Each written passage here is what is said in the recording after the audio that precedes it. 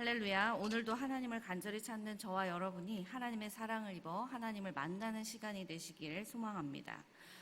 아멘. 오늘의 말씀은 이스라엘이 블레셋에 빼앗겼던 언약궤를 다시 찾아온 이후에 영적 대각성이 일어나고 그 결과 블레셋과의 전쟁에서 승리하고 이스라엘의 평화가 임하는 내용입니다. 사무엘상 7장 1절의 말씀을 보겠습니다. 기럇 여아림 사람들이 와서 여호와의 궤를 옮겨 산에 사는 아비나답의 집에 들여놓고 그의 아들 엘리야사를 거룩하게 구별하여 여호와의 궤를 지키게 하였더니. 아멘. 이 본문에는 우리가 매우 오랜만에 만나게 되는 두 단어가 있습니다. 바로 그것은 거룩하게와 구별하여라는 단어입니다. 레위기에서 많이 봤잖아요. 이 두 단어는 기럇 여아림 사람들이 여호와의 궤를 짐짝 취급하지 않았고 그 궤를 또한 우상화하지 않았다는 것을 보여줍니다. 기럇 여아림이라는 지역은 유다 지파가 분배를 받았던 땅이어서 유다 지파가 살고 있었던 것이고, 놀랍게도 그 유다 지파의 사람들은 법궤를 둘 장소를 따로 정해두었고 그들과 함께 살고 있었던 레위인들 중에서 성결 의식을 통해서 법궤를 지키고 관리할 사람을 따로 세웠다는 것입니다. 자신들이 할 수 있는 선에서 최고의 대우를 하나님께 해드렸다는 거예요. 이것은 사람의 생각에서 이렇게 하면 최고로 좋을 거야 라고 해서 드린다는 것이 아니라 하나님께서 명령하신 것을 모두 지켜서 하나님께 제사보다 나은 순종을 드림으로써 하나님을 흡족하게 해드렸다는 말입니다. 민수기 4장 15절에서 하나님께서는 언약궤를 운반할 때 성물은 만지지 말라. 그들이 죽으리라. 회막 물건 중에서 이것들은 고앗 자손이 맬 것이다 라고 말씀을 하셨습니다. 아무리 열심히 하나님을 섬긴다고 해도 자신의 방식으로 섬기는 것은 하나님 앞에 불순종이라는 것입니다. 하나님은 하나님의 방법으로 섬겨야 하는 것입니다. 하나님께서 원하시는 순종은 바로 관계에 의한 것이기 때문입니다. 블레셋과의 전투에서 패배해서 이스라엘은 처음으로 이 언약궤, 법궤를 만든 이후에 처음으로 이방에게 언약궤를 빼앗겼죠. 그러다가 다시 되찾아온 것도 아니고 그냥 그들이 보내줬어요. 너무 괴로워서. 그렇게 해서 돌아온 여호와의 이 법궤는 기럇 여아림에서 20년이라는 긴 시간을 머물렀습니다. 하나님을 하나님으로 모시는 인격적인 관계가 회복된 이때부터 이스라엘 마음속에 여호와를 사모하는 마음이 생겼다는 것입니다. 그리고 바로 이 시기에 하나님께서 예비하신 영적 지도자가 등장을 합니다. 바로 사무엘입니다. 사무엘상 7장 3절 4절 말씀입니다. 사무엘이 이스라엘 온 족속에게 말하여 이르되 만일 너희가 전심으로 여호와께 돌아오려거든 이방 신들과 아스다롯을 너희 중에서 제거하고 너희 마음을 여호와께로 향하여 그만을 섬기라. 그리하면 너희를 블레셋 사람의 손에서 건져내시리라. 이에 이스라엘 자손이 바알들과 아스다롯을 제거하고 여호와만을 섬기니라. 아멘. 당시의 블레셋은 그 세력이 강성해지고 있었고 이스라엘은 그러한 블레셋의 직접적인 간섭을 받고 있었습니다. 사무엘이 이스라엘 역사에 전면적으로 나서게 된 것은 이 블레셋과의 전투 이후입니다. 앞서 2절에서 보았듯이 법궤가 기럇 여아림에서 20년간 머무르는 동안에도 이 사무엘의 신앙 부흥 운동은 계속되었을 것입니다. 하지만 하나님께서 허락하신 이 적절한 때 이것을 포착한 사무엘은 이 3절과 같이 본격적이고 그리고 공개적으로 이스라엘의 지도자로서 활동을 시작하게 된 것입니다. 여러분이 온전한 마음을 가지고 여호와께로 돌아오려거든 이방의 신들과 아스타롯 여신상들을 다 없애버리십시오. 주님만을 여러분의 마음에 두시고 주님만을 섬겨야 합니다. 그러면 그분이 블레셋 사람의 손에서 여러분들을 구해주실 것입니다. 사무엘이 이렇게 말하고 있는 것입니다. 전심으로 여호와께 돌아오려거든. 여기서 돌아오다라고 사용된 히브리어 단어 슈브란 말은 회복하다, 돌아가다, 전향하다, 회개하다라는 뜻을 가졌습니다. 성경에서 이 단어는 죄에서 돌이켜서 회개함을 가리킬 때 주로 사용된 단어입니다. 전심, 너의 마음 송두리째 라는 말은 이 회개는 얼마만큼 순수하고 진지해야 될 것이다 라고 말해주는 것입니다.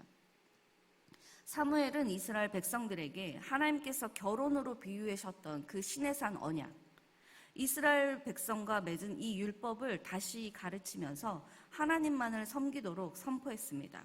우상을 제거하는 일은 이스라엘 백성들이 여호와께 돌아와서 여호와만을 섬기는데 최우선적으로 해야 할 일들이었습니다. 4절 말씀은 사무엘이 선지자로서 백성에게 얼마나 크게 신임을 받고 있었는지를 보여주고 있습니다. 사무엘의 회개 촉구에 응답한 이스라엘 백성들의 행동은 하나님만을 의지하는 것이 우리가 자유롭게 되는 길이구나라는 것을 체험적으로 깨달았기 때문일 것입니다.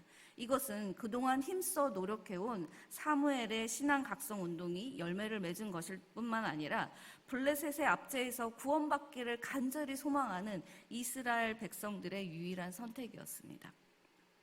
또한 사무엘은 이스라엘 백성들이 바알과 아스타롯을 섬기는 그 우상을 제거한 것에서 만족하지 않았어요. 미스바에서 모여라. 그래서 금식 기도 집회를 열었습니다. 하나님의 은혜가 다시 임하기를 기도했습니다.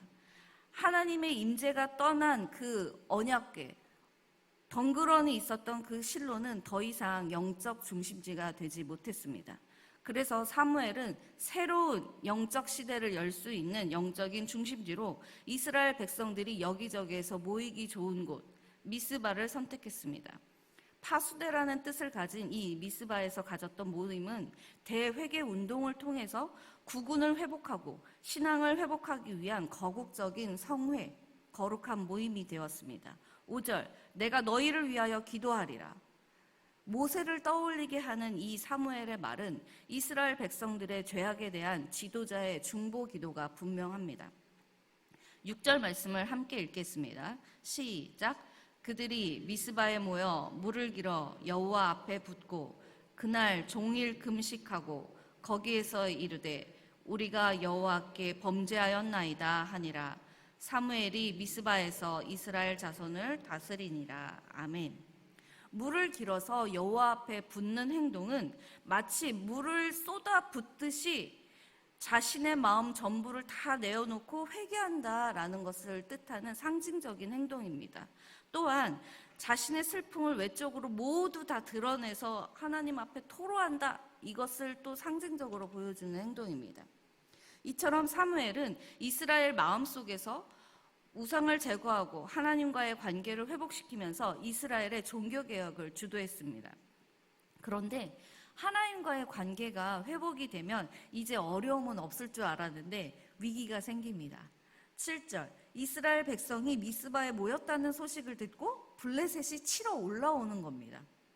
이스라엘에 대한 블레셋 사람들의 이 공격은 단순히 이스라엘 사람들이 미스바에서 모였다는 사실 자체 때문이 아닙니다. 오랫동안 블레셋의 정치적인 영향권 아래 있던 이스라엘이 이방 신상을 제거하고 민족 신앙을 고취시키는 이 거국적인 집회를 열었다라는 것은 곧 블레셋의 압제로부터 독립을 꾀한다는 이 명백한 도전인 것이었어요. 그래서 이스라엘 백성들이 이 미스바에 모여서 다시 하나로 뭉쳐서 블레셋을 향한 거룩한 전쟁을 도모하는 것이라고 보았기 때문에 블레셋이 지금 선제 공격을 하러 올라온 것이었습니다. 블레셋 군대를 두려워한 이스라엘 백성들 여전히 두렵습니다. 왜냐하면 당시에 세계를 제패했던 군대였고 철제 무기로 무장한 군대였거든요. 그래서 영적 대각성을 통해서 하나님과 첫사랑을 회복하고 올바른 관계가 세워진 그들은 여전히 블레셋 군대가 두려웠지만 이전과는 다른 반응을 했습니다. 8절 말씀을 함께 읽겠습니다. 시작. 이스라엘 자손이 사무엘에게 이르되 당신은 우리를 위하여 우리 하나님 여호와께 쉬지 말고 부르짖어 우리를 블레셋 사람들의 손에서 구원하시게 하소서 하니 아멘. 당신은 우리 하나님께 쉬지 말고 부르짖어 달라. 이 극한의 상황, 어려운 고비를 벗어날 때까지 하나님께 간절히 간구하는 행위를 당신은 멈추지 마십시오라고 간구하는 것입니다. 이것은 이스라엘 백성이 사무엘을 하나님과 자신들 사이의 중보자로 인정하는 것이며 또 하나님만이 이 전쟁의 승패를 좌우하시는 분이라는 사실을 시인하고 또 그 하나님을 의뢰하고 있음을 보여주는 것입니다. 설교를 준비하면서 우리 하나님 여호와께 이 말이 얼마나 감동이 되는지 모르겠어요. 저도 이렇게 울컥했었는데 하나님 얼마나 감동하셨겠어요. 가출했던 아이가 집으로 돌아왔어요. 그런데 이전에 어울리던 그 어둠의 세력이 또 내 아이에게 접근해서 괴롭혔습니다. 이전 같으면 내 아이가 그들에게 굴복하거나 다시 그들을 따라서 집을 나갔을 텐데 이번엔 다른 거예요. 도저히 내 힘으로는 어떻게 안 되니까 좀 도와달라고 도움을 요청을 하는 거예요. 어느 부모가 그 아이의 손을 내치고 도와주지 않겠습니까? 이스라엘의 요청대로 사무엘은 지금 하나님께 번제를 드리고 기도합니다.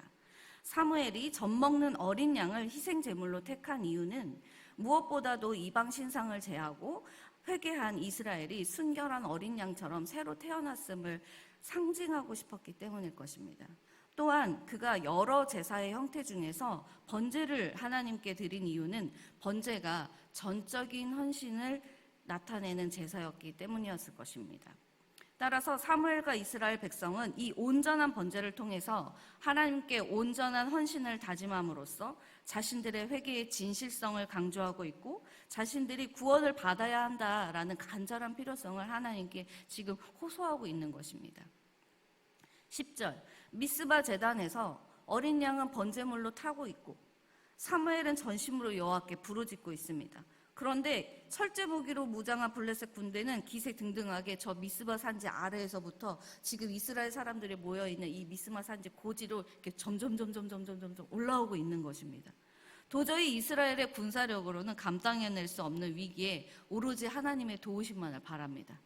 마치 출애굽을 할 때 홍해를 건널 때 이집트 군사들이 쫓아오는 것과 같은 상황인 거죠. 바로 그때 하나님께서 이 이스라엘 백성들의 기도에 응답을 하십니다. 고대인들은 우레소리를 하나님의 목소리다라고 생각을 했어요. 때맞춰 하늘로부터 터져온 이 큰 우레소리에 블레셋 군대는 두려움에 떨면서 혼미백산했습니다. 이스라엘 군대는 이 블레셋을 뱃갈 아래까지 치는 그 대승을 거두게 되었는데요. 이것은 타민족에 대해서 이미 이스라엘이 전쟁에서 승리를 얻게 된 것이 사사기 16장 이후에 처음 나오는 이야기입니다.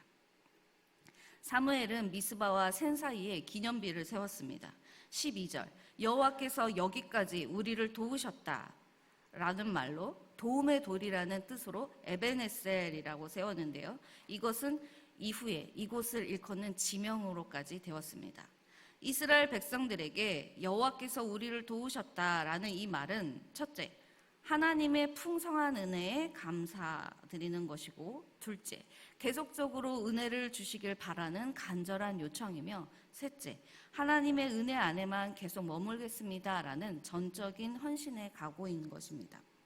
13절 여호와의 손이 사무엘이 사는 날 동안에 블레셋 사람들을 막으시매라는 것은 이 미스바 전투 이후에도 이스라엘에 대한 블레셋의 공격이 멈추지 않아 계속되었다라는 이야기입니다. 그러나 그때마다 하나님께서 그 손으로 막아서 블레셋으로부터 이스라엘 백성들을 지켜주셨다라는 것입니다. 그랬기 때문에 이스라엘은 평화를 누리고 영적으로나 정치적으로 안정기를 맞이합니다. 이후에 사무엘은 사사로서 해마다 라마에서 출발해서 베델, 길갈, 미스바로 순회하면서 이스라엘을 다스리게 되었습니다. 그러나 이러한 하나님의 도우심도 사무엘의 사는 날 동안에 라는 이 말로 볼 때 단서가 붙었죠. 우리가 여호수아와 사사기에서 계속 보았잖아요. 그들이 사는 날 동안에 그렇지만 하나님을 알지 못하는 사람들이 있을 때는 그렇지 못했다라는 것들을 나타내듯이 이 사무엘이 죽은 다음에는 이스라엘에 또 어떠한 고난이 닥칠지 우리가 예상케 되는 것이죠. 하나님과 올바른 관계를 맺는 사람들에게는 나라와 민족까지 뒤흔드는 놀라운 능력이 흘러나온다는 것입니다. 가장 중요한 열쇠는 하나님과의 관계입니다. 인생의 모든 문제를 해결하신 예수 그리스도의 십자가 승리를 누리는 사람은 문제 속에서도 하나님의 임재를 누리는 사람입니다. 항상 기뻐하라, 쉬지 말고 기도하라, 범사에 감사하라. 이 말씀을 마음에 새기면서 내 앞에 놓인 문제를 없애달라고 하는 것이 아니라 내 앞에 놓인 문제를 통해서 나에게 향하신 하나님의 뜻이 무엇일까?